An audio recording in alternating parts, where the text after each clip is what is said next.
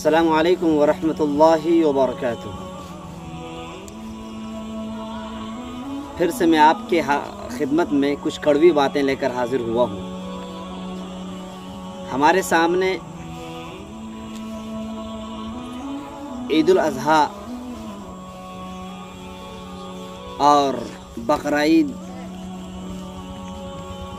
ईद की खुशियाँ ज़ोर व शोर पर हैं। हर बच्चा खुश है, हर नौजवान खुश है और हर कसोनाकस उस पल का बहुत ही शिद्दत के साथ इंतज़ार कर रहा है। ऐसे मौके पर कुछ अहम बातें हैं जो अपने सामईन और नाज़रीन के गोश गुजार करना ज़रूरी समझा।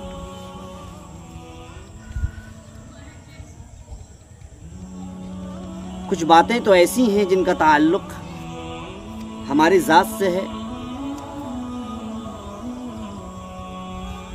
और कुछ बातें ऐसी हैं जिनका ताल्लुक़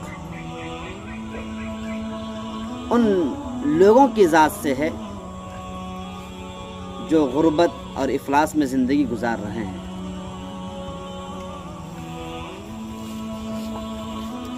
इस्लाम में जो त्यौहार हैं बकरा ईद और ईद की शक्ल में आम तौर से नए कपड़ों का एहतिमाम किया जाता है और हर कोई कोशिश करता है कि अपने बच्चों को नए कपड़े दें और उनका बच्चा नए कपड़ों में मलबूस होकर ईदगाह की तरफ जाएं। लेकिन वहीं पर एक तबका ऐसा भी होता है जिनके बच्चे बस आंसू बहाकर रह जाते हैं, उनका कोई पुरसानी हाल नहीं। वो हजरात जिनको अल्लाह ने नवाज रखा है, जिनको दौलत और जायदाद से सरफराज किया है, अपने बच्चों को वो निहाल कर देते हैं और उनके बच्चों का जो भी मुतालबा होता है, उनके घर वालों का जो भी मुतालबा होता है, उनके मुतालबात को पूरे किए जाते हैं। अगर बीवी का मुतालबा है अच्छी ड्रेस के लिए, अच्छे सूट के लिए, बिल्कुल ख्वाहिश पूरी कर दी गई। बच्चों की ख्वाहिश है कोट पैंट और अच्छा सा कुर्ता और अच्छा सा पायजामा, अच्छी कमीज़, अच्छा पैंट, फ़ौरन ख्वाहिश का इजहार किया और घर में हाजिर अच्छे अच्छे जूते भी हाजिर हो जाते हैं, अच्छी अच्छी नई नई टोपियाँ हाजिर हो जाती हैं और बच्चे खुशी बखुशी उन कपड़ों में अपने आप को मलबूस करते हैं और ईदगाह की तरफ रवां दवां हो जाते हैं। लेकिन क्या कभी हमने गौर किया हमारे पड़ोस में भी कुछ ऐसे बच्चे होंगे जिनके पास कुछ भी नहीं, उनके पास पैसे भी नहीं हैं कि वो कुर्बानी दे सकें। ये बिल्कुल हकीकत है कि जो साहिब निसाब है कुर्बानी उन्हीं पर वाजिब है, लेकिन हर कोई ये चाहता है कि वो किसी के सामने हाथ न फैलाए। कुर्बानी गर्चे वाजिब तो नहीं है, लेकिन हर कोई ये चाहता है कि हम किसी से न मांगे, हमारे हाथ किसी के सामने न फैलें, ताकि हमारे बच्चे अपने आप को एहसास कमतरी के शिकार न कर सकें। हर कोई चाहता है कुछ न कुछ रकमें देकर कुर्बानी में शरीक हो जाए। तो अच्छे कपड़े पहनना तो मुश्किल हो जाता है। ऐसे मौके पर हमने कौन सी जिम्मेदारी निभाई है? क्या हम गरीब हैं? क्या हमारे पास इतने पैसे नहीं होते हैं? अगर हमारे बीवी के जो कपड़े 2000-3000 में आते हैं, क्या हम अपनी बीवियों को इस बात की तलकीन नहीं करते हैं जो कपड़े 2000 के हैं वो 1500 कर लें और 500 जो बच रहे हैं वो किसी गरीब के लिए हम खरीद लेते हैं।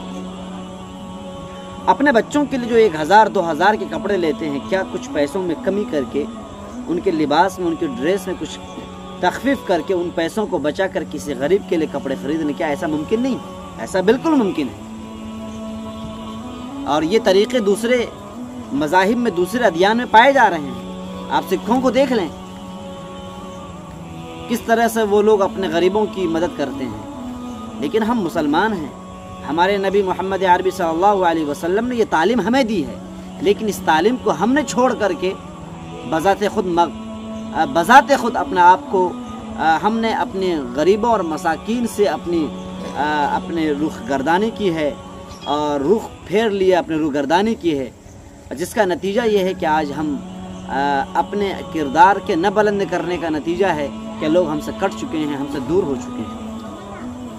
ہمارے اندر اتحاد و اتفاق نہیں ہے۔ ہمارے غریب جو خط افلاس کے نیچے کرا رہے ہوتے ہیں وہ ہماری بات سننے کو تیار نہیں۔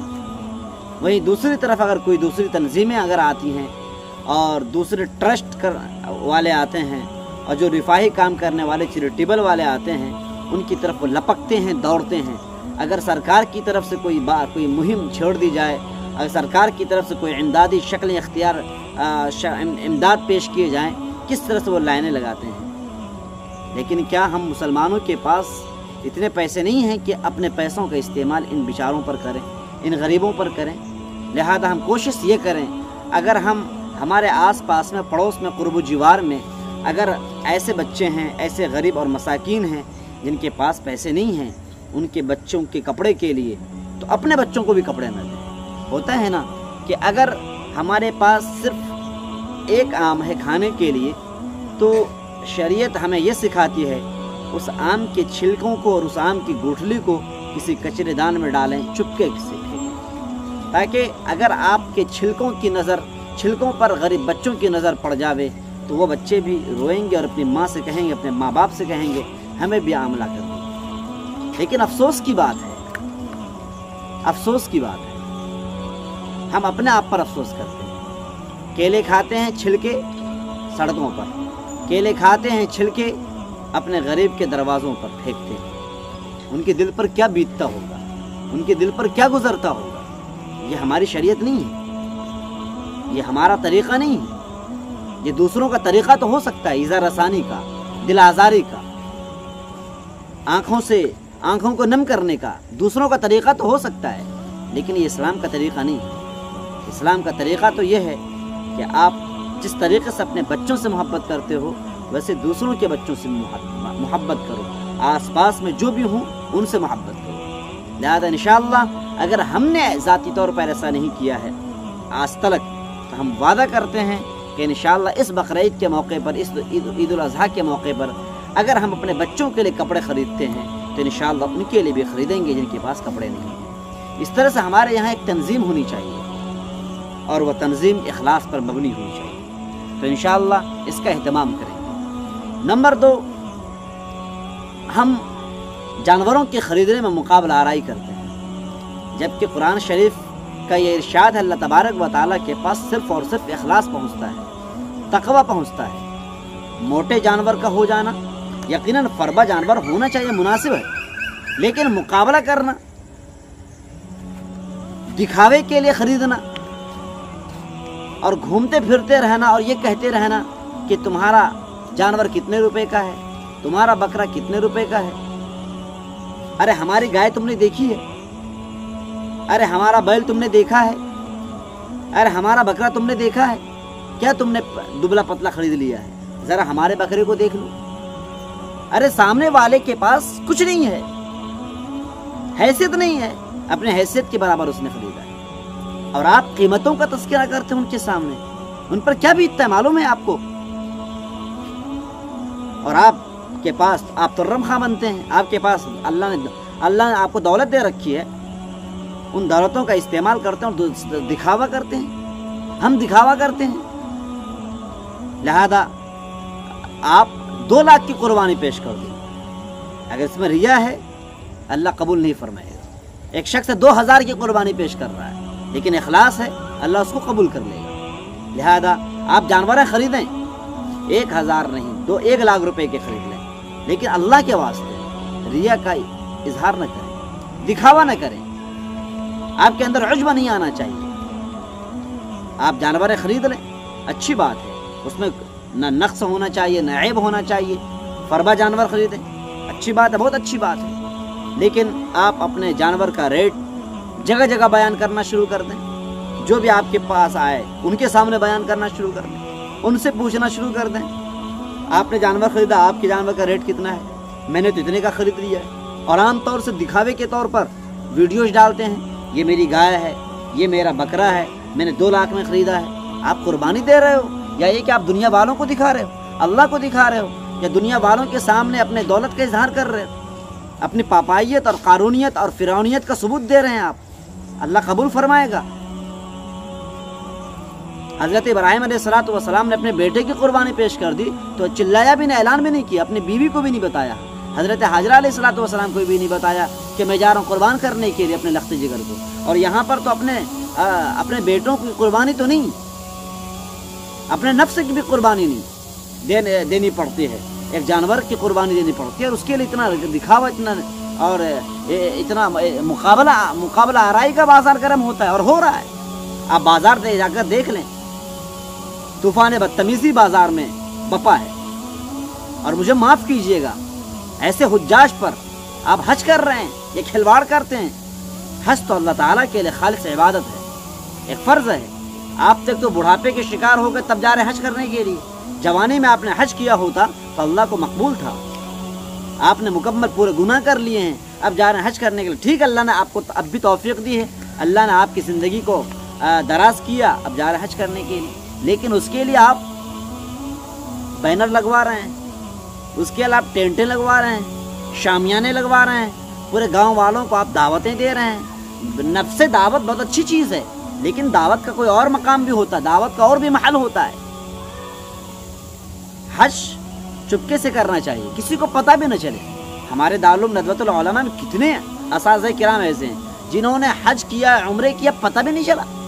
حضرت آپ محلق ہیں، آپ کے سر کے بال ختم ہو گئے ہیں، بقرعید کے بعد اگر ایسا نظر آتا تو ظاہر سی بات ایک تعجب کی بات ہوتی ہے، تو ہم لوگ پوچھا کرتے تھے حضرت آپ عمرے پہ گئے تھے، حضرت آپ حج پہ گئے تھے، اس وقت پتہ چلتا ہے کہ ہاں فلاں حج پہ گئے تھے۔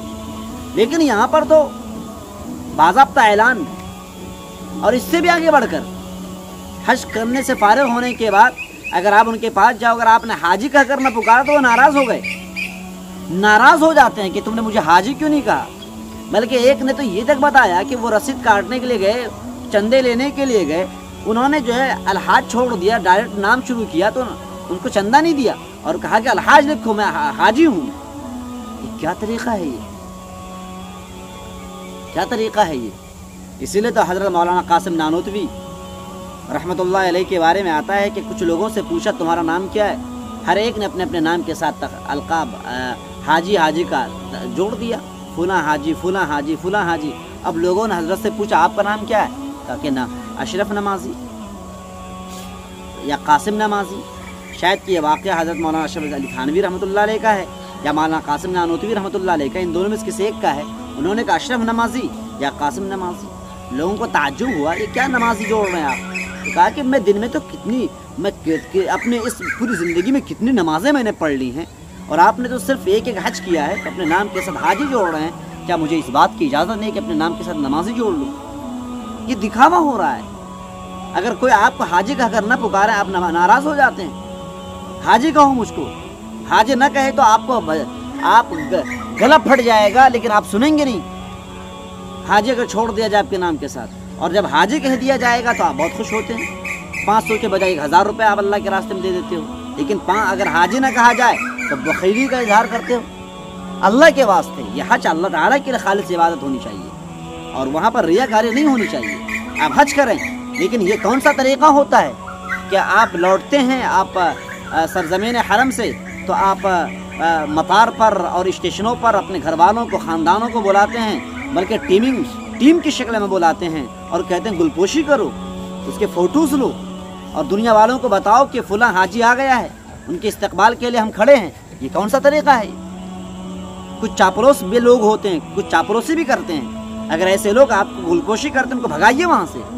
وہ چاپلوسی اس لیے کرتے ہیں تاکہ آپ ان کو دعوت دیں اپنے گھر پر، اور وہ آپ جو ہی اسٹیشن پر اترتے ہیں وہ فوراً آپ کے گلے میں ذلت کا مالا ڈالتے ہیں۔ وہ عزت کا مالا نہیں ہوتا، وہ ذلت کا مالا ہوتا ہے، ذلت کا ہار ہوتا ہے۔ اللہ کی طرف سے وہ ذلت اس میں پہنا ہوا، وہ شدہ ہوا کرتی ہے۔ لیکن اللہ کے واسطے آپ جاؤ سفر حج پر، کسی کو پتہ نہیں چلنا چاہیے۔ ہاں اللہ کہ آپ نے جن کو تکلیف پہنچائی ان سے جا کے معافی مانگ لیں، تو معافی مانگنے کی شکل یہ بھی ہوتی ہے نا، مجھے معاف کر دیں، مجھے معاف کر دیں۔ یہ ہے میں حج کرنے کے لیے جا رہا ہوں، مجھے معاف کر دیں، میں حج کرنے کے لیے جا رہا ہوں، مجھے معاف کر دیں۔ یہ ریا نہیں تو کیا ہے؟ پوری زندگی تو ہماری پوری زندگی تو ریا میں تو گزر ہی گئی۔ کم سے کم آخری عبادت کر رہے ہیں، اس کے بعد ہو سکتا ہو کہ ہماری موت آ جاوے، اس وقت بھی ریاکاری میں مبتلا ہیں۔ یہ کیا تو بتائیں آپ؟ لہذا اللہ کے واسطے آپ حج کریں، کسی کو پتہ نہیں چلنا چاہیے۔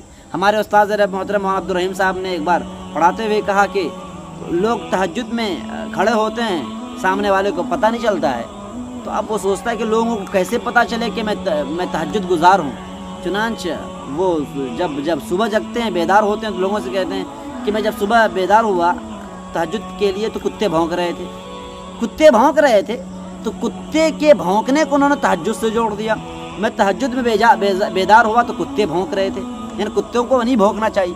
آپ کتوں کا تذکرہ نہیں کرنا چاہ رہے، بلکہ اپنے تہجد کا تذکرہ کرنا چاہ رہے ہیں کہ میں تہجد گزار ہوں، میں صبح بیدار ہوتا ہوں، لہذا مجھے صوفی کہو، مجھے بزرگ کہو، میرے ہاتھ پر میری قدم بوسی کرو، میرے ہاتھوں کو چومو، میں بزرگ ہوں۔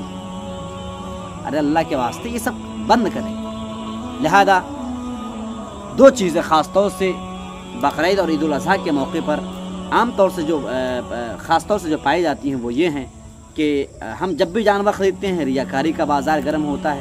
ہم حج کرنے کے لیے جاتے ہیں، وہاں پر ریاکاری، فوٹوز پہ فوٹوز، ٹھیک ہے، فوٹو یہاں پہ ہم لے رہے ہیں، یہ تو ہم ویڈیو مجبوراً بنا بھی دے رہے ہیں، لیکن وہاں جا کر کے جو کہ جہاں پر آدمی مجنون ہو جانا چاہیے، آدمی دیوانہ ہو جانا چاہیے، وہاں پر فوٹو پہ فوٹو لیے جا رہے ہیں، وہاں پر ویڈیوز پہ ویڈیوز بنائے جا رہے ہیں۔ بہرکیف یہ ہمارے علماء کا کام ہے، اور علماء نے جو بھی فتویٰ دیا ہے اس پر عمل کرنا چاہیے، لیکن یہ ہے کہ ریا کسی طرح سے کسی اینگل سے ریا کا اظہار نہیں ہونا چاہیے۔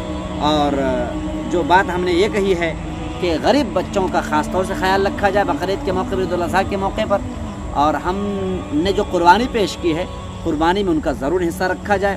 اولاً یہ کوشش کی جائے کہ ان کو گپت روپ میں چپکے سے ان کو پیسے دے دیں، اور ان سے کہہ دیا جائے کہ ایک جانور آپ لے لو، اس جانور کو قربان آپ کر دیں۔ جیسا کہ ماشاءاللہ پی ایف وائی یعنی پاپولر فرنٹ آف انڈیا والے بہت اچھی طریقے سے کام کر رہے ہیں، جگہ جگہ ہمارے علاقے میں خود کتنے ہمارے نوجوان ہیں جو کہ جن کو کہ دیا جاتا ہے جانور، جا کے غریبوں میں تقسیم کر دو۔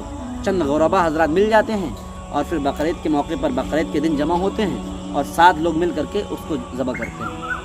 ان کو احساس نہیں ہوتا ہے کہ میں کسی کے سامنے فقیری کر رہا ہوں یا کاسے گدائی پھیلا رہا ہوں، ان سے بھیک مانگ رہا ہوں کہ مجھے گوشت لا کر کے دو، ایسا کچھ نہیں ہوتا ہے۔ ان کو چپکے سے گائے دے دی جاتی ہے، ان کو چپکے سے جانور دے دیا جاتا ہے اور وہ قربانی پیش کرتے ہیں۔ تو یہ پاپولر فرنٹ آف انڈیا والے کرتے ہیں، ہم میں سے ہر ایک ایسا کر سکتا ہے، ہر ایک کے پاس پیسے ہیں۔ اگر آپ چپکے سے 10,000 نہیں دے سکتے ہیں، لیکن اگر میں اعلان کروں کہ فلاں غریب کو 10,000 چاہیے تو آپ اعلان کر کے دیں گے تو 20,000 دینے کو تیار ہو جاتے ہیں۔ یہ ریا نہیں تو کیا ہے؟ لہذا اللہ کے واسطے سامنے والے کو احساس نہیں ہونا چاہیے۔ غربت ان کے لیے آزمائش نہ بنا دیں، مفلسی ان کے لیے آزمائش نہ بنا دیں، تاکہ رات میں وہ بیٹھ کر نہ روئیں۔ ایسا نہ ہو کہ ان کی آہ نکلے، اللہ ان کی زبان سے اور اللہ سنے تو آپ کو جو دولت دے رکھی نا، اللہ تعالیٰ دولت کو چھین لے۔ اللہ نے دولت دی ہے نا ہمیں اور آپ کو، دولت ہم سے چھین سکتی ہے دولت۔ یہ ہمارے گھر، یہ ہماری زمین، یہ ہماری جائیداد، ہم اپاہج ہو جائیں گے تو یہ دولت کس کام کی بتائیے؟ ہماری زبان گنگ ہو جائے تو دولت کس کام کی بتائیں؟ اللہ کی قدرت میں سب چیزیں ہیں۔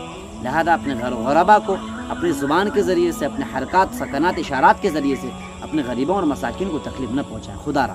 لہذا اس بار ہمیں یاد کرنا پڑے گا، اگر ہم اپنی بیوی کے لیے، اپنے گھر والوں کے لیے نئے کپڑے لیتے ہیں، عام طور سے ہوتا تو یہ ہے کہ عید میں جو کپڑے خریدے جاتے ہیں وہی کپڑے بقرعید میں بھی لیے جاتے ہیں، لیکن اللہ تعالیٰ نے فراوانی اب دے رکھی ہے، بقرعید کے موقع پر بھی اچھے اچھے کپڑے لیے جاتے ہیں۔ ہمارے گھر میں ہماری نوجوان بیٹی ہیں، نوجوان بہنیں ہیں، وہ کپڑے 3,000 4,000 کے لیتی ہیں۔ ان کو تلقین کی جائے کہ میری بہنوں، میری بیٹیوں، آپ اپنے کپڑوں میں تھوڑی تخفیف پیدا کرو، قیمت میں تھوڑی تخفیف پیدا کرو، 4,000 کے کپڑوں کو 2,000 میں لے لو۔ اگر 2,000 آپ کے ان کو مل جاتے ہیں، اگر ان کے چہرے پر خوشی ظاہر ہو جاوے تو اللہ تعالیٰ تمہیں تو اور بھی مزید خوبصورت بنا دے گا۔